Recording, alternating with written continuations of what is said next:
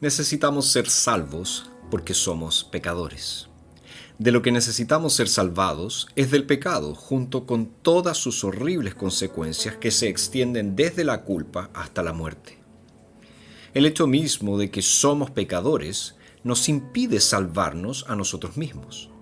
Por lo tanto, si queremos ser salvos del pecado, debemos ser salvos por gracia. Lo que Dios hace, y ha hecho y hará, por nuestra salvación, se llama gracia, porque es el don gratuito del favor inmerecido de Dios hacia los pecadores. Se llama gracia salvadora, porque satisface nuestra gran necesidad de salvación del pecado. Nosotros creemos que somos salvos por la gracia del Señor Jesús. El mensaje de salvación por gracia es el mensaje de toda la Biblia. La gracia salvadora de Dios se profetiza, se cumple o se aplica en cada página de la Sagrada Escritura. El lugar para comenzar es desde el principio, que es donde, por ejemplo, nos remite Efesios capítulo 1.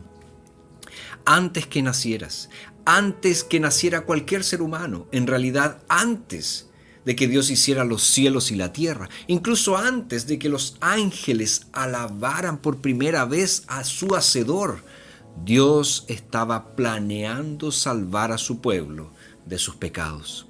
Estábamos destinados a la salvación mucho antes de que el mundo fuera creado. El plan de salvación requirió el compromiso de cada persona de la Trinidad, Padre, Hijo y Espíritu Santo. Y en el capítulo inicial de Efesios, el apóstol Pablo alaba primero a Dios el Padre, luego a Dios el Hijo y finalmente a Dios el Espíritu Santo por el papel que cada uno juega en la salvación. La salvación es administrada por el Padre, realizada por el Hijo y aplicada por el Espíritu Santo.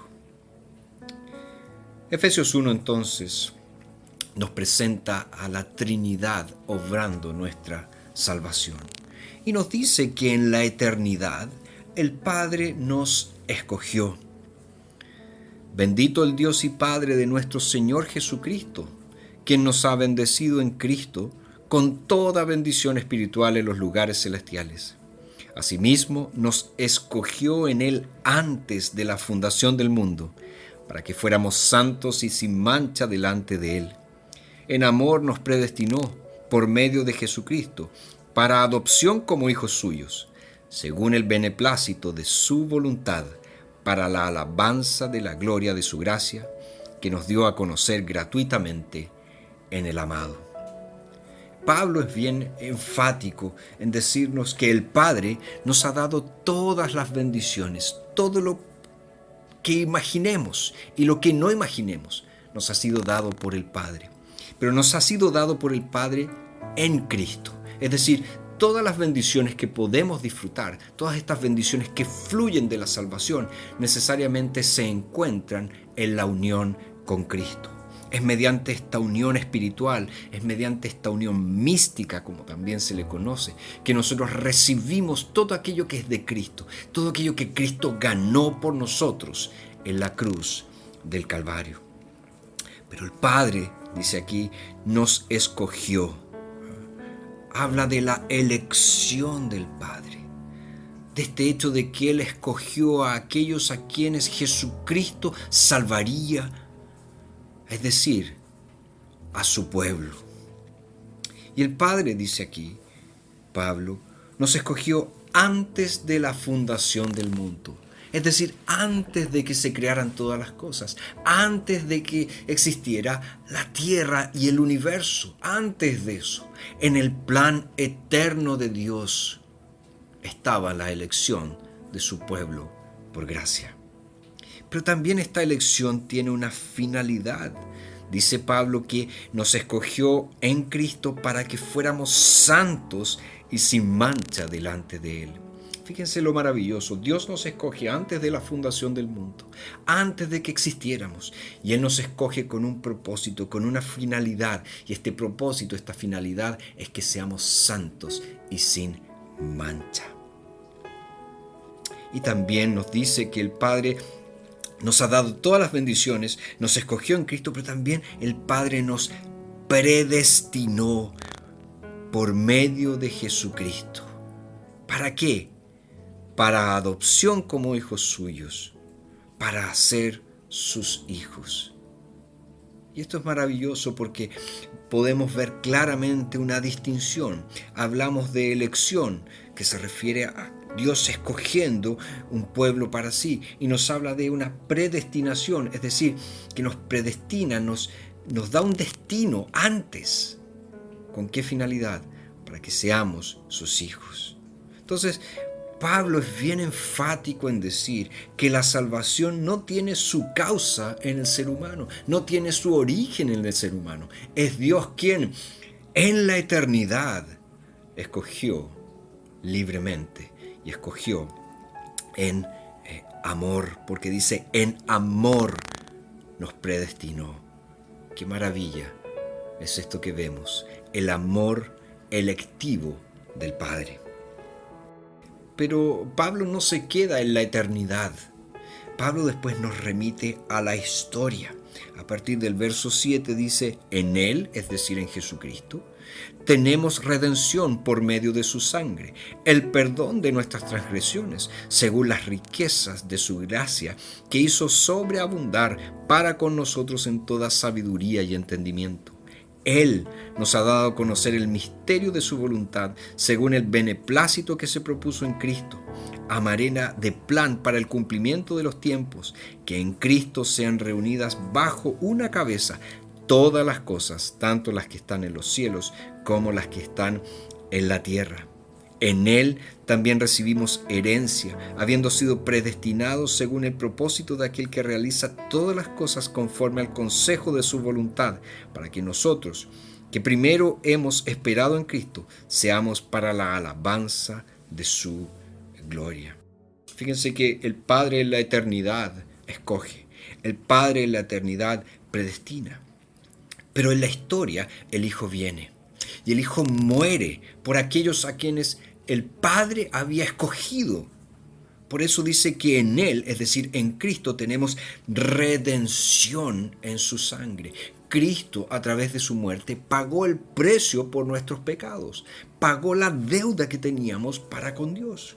Pero también en su muerte tenemos, dice, remisión, tenemos el perdón de nuestras transgresiones, el perdón de nuestros pecados.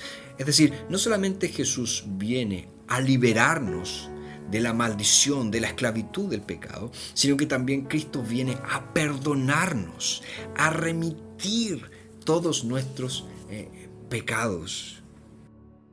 Y también nos dice que Dios ha puesto a Cristo, o en Cristo, la reunión de todas las cosas, para que ya no exista ningún tipo de separación, para que ya no exista ningún tipo de división. Y en Él, en Cristo Jesús, tenemos herencia eterna. ¡Qué maravilla! El Padre en la eternidad escoge. El Hijo en la historia muere, redimiendo a su pueblo, perdonando a su pueblo, reuniendo a su pueblo y otorgándoles una herencia maravillosa. Pero ya dijimos que Pablo no solamente habla del Padre y del Hijo. Pablo también aquí en el capítulo inicial de Efesios nos habla del Espíritu Santo, es decir, de la obra del Espíritu en mi historia, en tu vida, en la historia personal.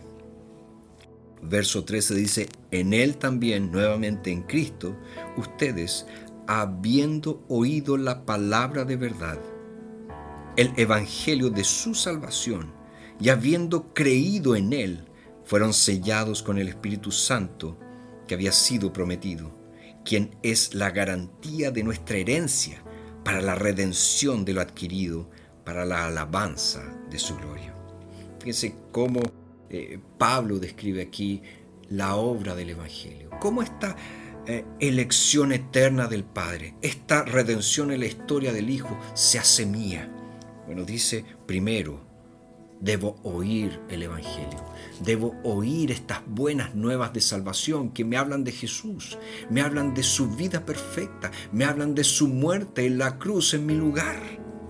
Pero no solamente tengo que oír esta bella historia, tengo que creer en Jesús. Tengo que creer que Él efectivamente murió por mí en la cruz. Tengo que creer que Él es quien dice ser el Dios hombre que quita el pecado del mundo. Por eso Pablo insiste que hemos oído, que hemos creído, y una vez que oímos y creímos, ¿qué sucede? Fueron sellados, dice, con el Espíritu que había sido prometido. El sello del Espíritu, refiriéndose a esta aplicación de la redención adquirida por Cristo. Y dice que este Espíritu que nos sella es la garantía de nuestra herencia para la redención de lo adquirido, para la alabanza de su gloria. Un sello es una marca de propiedad, y el Espíritu Santo, viniendo a morar en nosotros, nos marca y dice que pertenecemos a Cristo por la eternidad. Y una garantía, ¿qué es? Es una seguridad. Es la seguridad de que el Señor va a cumplir lo que ha prometido para nosotros. Al leer Efesios 1, es casi imposible no sentirse afectado por su gozosa plenitud. El Padre en la eternidad escogiendo, el Hijo en la historia humana redimiendo y el Espíritu Santo aplicando esa redención en nuestra historia personal. Este pasaje contiene algunos de los conceptos teológicos más complejos, más profundos de toda la Biblia. Sin embargo, el apóstol Pablo no está simplemente enseñando. Él está también alabando a Dios por la gloria de su gracia. En el original griego, el idioma en que se escribió el Nuevo Testamento, toda esta sección de Efesios, desde el versículo 3 hasta el versículo 14, es una larga frase bañada de alabanza. Este torrente de alabanza contiene teología y doxología, alabanza por partes iguales. El apóstol quiere que hagamos algo más que creer en la doctrina de la elección, algo más que creer en la doctrina de la predestinación. Él quiere que experimentemos el gozo que esta doctrina, que esta verdad bíblica trae a la vida y a la adoración cristiana. Ya sea que hablemos del origen de la elección con el Padre, de la realización de la elección en el Hijo, o de la aplicación de la elección por el Espíritu. Todo es, dice Pablo, para la gloria de Dios. Si la predestinación es para la gloria de Dios, entonces oponerse a su elección por gracia, o peor aún, negar su elección por gracia, es robarle a Dios la gloria. La única manera de darle a Dios la gloria que se merece es alabarlo por salvarnos del pecado al haber sido elegidos por su maravillosa gracia. Oh, cuán bello es este Evangelio, cuán bella es la historia del Padre que nos escogió, del Hijo que murió y del Espíritu que viene a aplicar esa redención adquirida por el Hijo.